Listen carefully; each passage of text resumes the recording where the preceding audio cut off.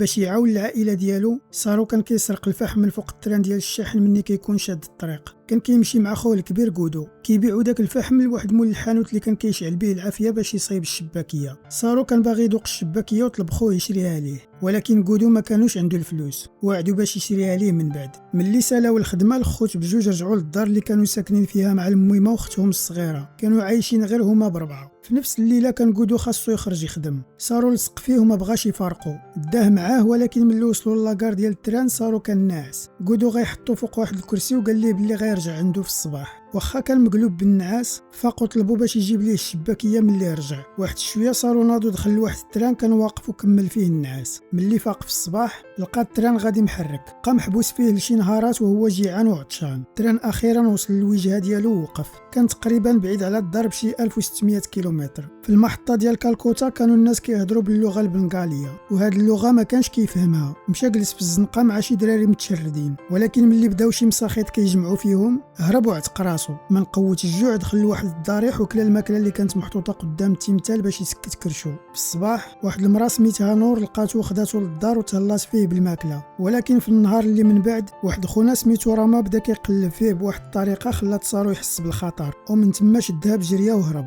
لشهور هو عايش بوحدو مشرد تحت واحد القنطره. هاد الولد بقى فيه وباش يعاونو خداه للكوميساريه. سارو عطاهم سميت الدوار ديالو غانيش طالاي، لكن كان الدوار صغير بزاف وما كيبان في حتى شي خريطه، وهذا الشيء خلاهم يصيفطوه للخيريه. من بعد مده غيتبناه واحد الكوبل الاسترالي، مستر جون ومراتو سو. تبناوه وداوه للدار حيت كان كابر في دار صغيره من التراب. سارو بقى غير مصدوم وساكت مني دخل للدار الجديده فاش غيعيش. من بعد عام كامل الكوبل زادو تبناو واحد الدري اخر اللي بدا كيضرب راسو. 20 عام دازت وسارو رحل لمدينه ميلبورن باش يقرا الفندقه. في واحد الحفله مع صحابو غيشوف الشباكيه ورجعت به الذاكره للطفوله ديالو. دمعات عينيه وبدا كيبكي وعاود لصحابو القصه كامله. واحد من صحابو قال ليه بلي يقدر يلقى الدوار فين تزاد الا حسب السرعه ديال التران والمده اللي دوزها في الطريق. واحد البنت اخرى نصحاتو يستعمل جوجل ايرث. الغد في الصباح بدا كيفكر كيفاش غيكون خلى عائلته كتسوفري من نهار غبر عليهم. بدا كيقلب على الدوار ديالو في جوجل ايرث، ولكن المحاولات ديالو كاملها فشلات. سو اعترفت ليه بلي كان يمكن ليها تولد، ولكن هي وراجلها جون اختاروا التبني حيت كاينين بزاف ديال الدراري في هذا العالم اللي محتاجين عائله. سارو كان مازال كيقلب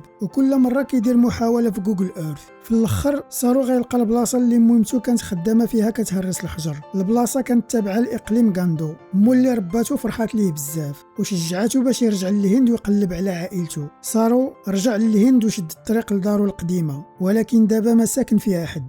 من بعد غيتلاقى مع واحد الراجل كيفهم الانجليزيه وغينعت ليه. خرجت لعندو مرا كبيره في العمر وتلاقاتو. اول ما شافها في البلاصه عرفها، كانت هذيك هي ميمتو اللي ولداتو. تعانقوا بجوج وبكاو، وغيتلاقى حتى مع اختو. غيتشوكا من بعد ما غيعرف الحقيقه. في ديك الليله النيت اللي ضاع فيها خو كودو مات في كسيده ديال التران. في ليله وحده الام ديالو تشوات في ولادها بجوج. لايك وسبسكرايب وساكون لكم من الشاكرين.